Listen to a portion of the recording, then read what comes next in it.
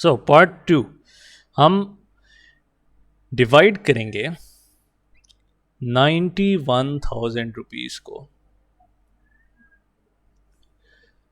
3 बंदों के दरमियान। डिवाइड अमोंग 3 पीपल, हम इसको बांटेंगे 3 बंदों के दरमियान अमोंग 3 पीपल जिनका नाम है Sufiyan, Hamza and we have तला।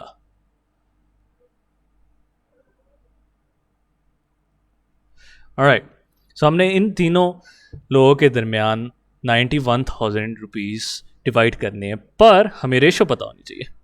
सो रेशो ये है, सुफियान एंड हमजा के दरमियान जो रेशो है वो है 3/4, और हमजा और तला के दरमियान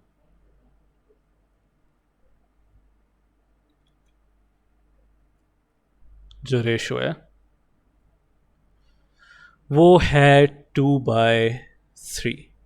नाउ इमीडिएटली आपको ये क्वेश्चन पढ़ के पता लग जाना चाहिए कि ये क्वेश्चन इतना सिंपल नहीं है। हमें पहले कंटिन्यूड रेशो के अंदर इनको लिखना पड़ेगा, बिकॉज अभी हमारे पास 2 रेशोज हैं, हमने इनको कंटिन्यूड रेशो के स्टाइल में लिखना है, मीनिंग ए बी और सी वाले स्टाइल के अंदर।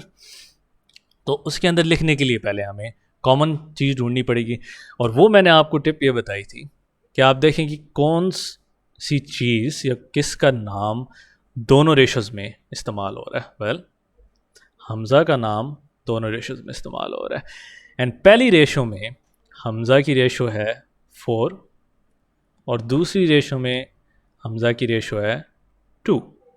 सो जब हम इसको कंटिन्यूड रेशो के स्टाइल में लिखेंगे तो हमारी रेशो बनती है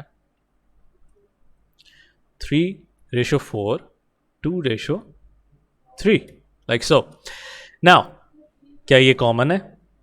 यस, पर क्या ये बराबर है? नहीं, तो इनको बराबर पहले करना पड़ेगा। सो हमारे बराबर करने का तरीका ये था कि हम कोई भी ऐसा नंबर सोच लें जिससे हम किसी एक को मल्टीप्लाई करें तो ये बराबर हो जाए, या दोनों को मल्टीप्लाई करें तो ये बराबर हो। पर हमारे लिए काम आसान होगा इस केस में अगर हम सिर्फ एक को कर लें, एंड आई एम श्योर अभी तक आप सोच चुके होंगे, अगर मैं निचले वाले दोनों को 2 से मल्टीप्लाई कर दूं, एंड रिमेंबर जो नंबर आप यहाँ चूज़ करेंगे उसी से निचला वाला दूसरा नंबर भी मल्टीप्लाई करना है, आप अलग अलग नंबर नहीं ले सकते।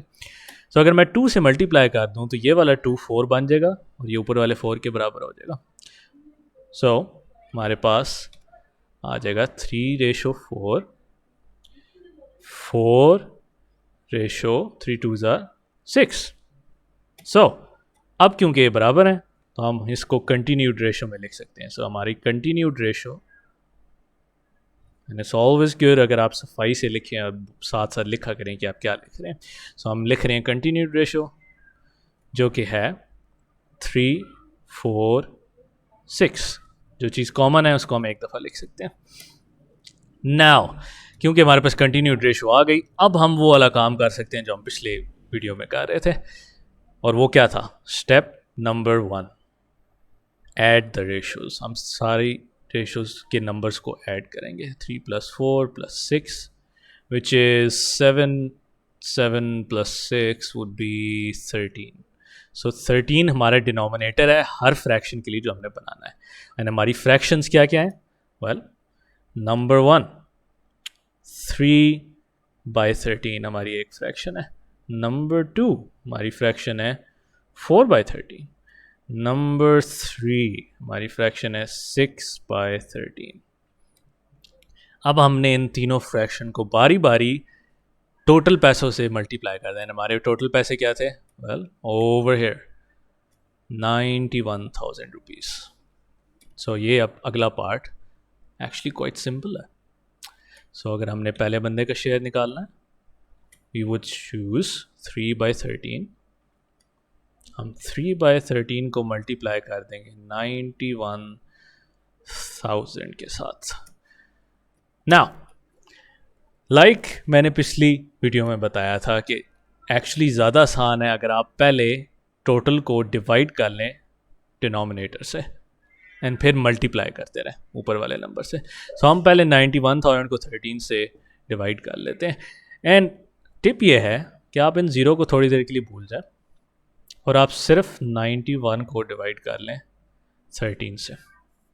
नाउ आई बिलीव अगर मुझे अपना 13 का टेबल सही तरह से याद है तो 91 को अगर करें तो ये this is more than likely 7। Yes it should be 7। Let's check, rough work में चेक कर लेते हैं। सो 3 7s are 21, 1 7 is 7. Yes, there we go. See? So 7. Now असल में हमारे पास 91 नहीं था, हमारे पास 91,000 था। सो ये जो 3 ज़ीरोज़ हैं ये हम यहाँ लगा देंगे। सो 7,000 हमारा आंसर बनता है।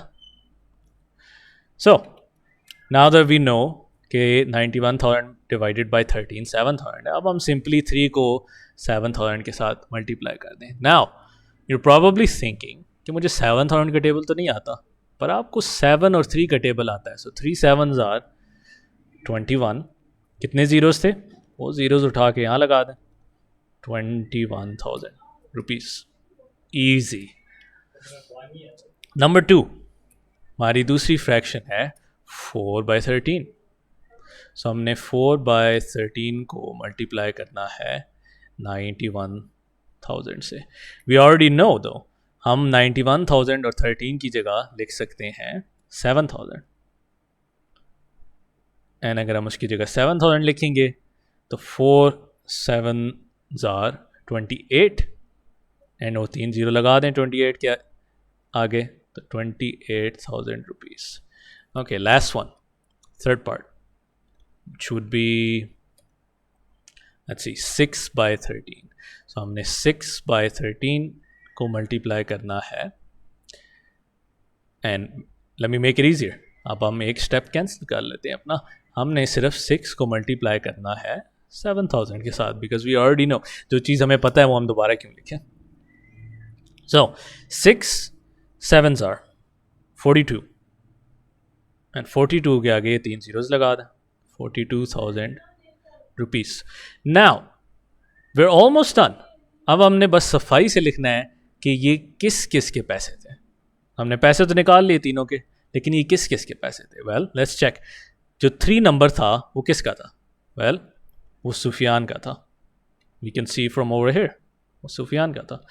4th नंबर हमजा का था और 6th नंबर तला का था। मीनिंग पहली दफ़ा जो हमने पैसे निकाले हैं वो हैं, एंड हम यहाँ पर सफाई से लिख लेते हैं।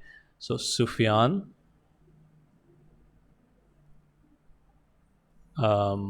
वी वुड से कि हमने फाइंड ऑलराइट सुफियान्स मनी। हम मनी लिख लेते हैं। Sufiyan's money equals 21,000 rupees. Okay, that's one.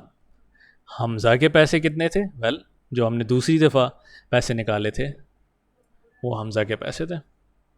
So let's see, Hamza के पैसे हैं 28,000 रुपीज़। इसी तरह से तला के पैसे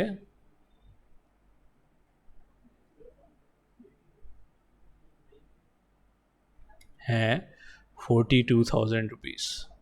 एंड ये अब आपका आंसर थोड़ा सफाई से लिखा हुआ है। यस हमारा आंसर निकल तो आए थे लेकिन वो टूटे हुए थे और वो सफाई से नहीं लगता। सो ऑलवेज जब भी आप कोई काम कर रहे हैं उसको एंड में सफाई से एंड करें। And that's it really. So good luck.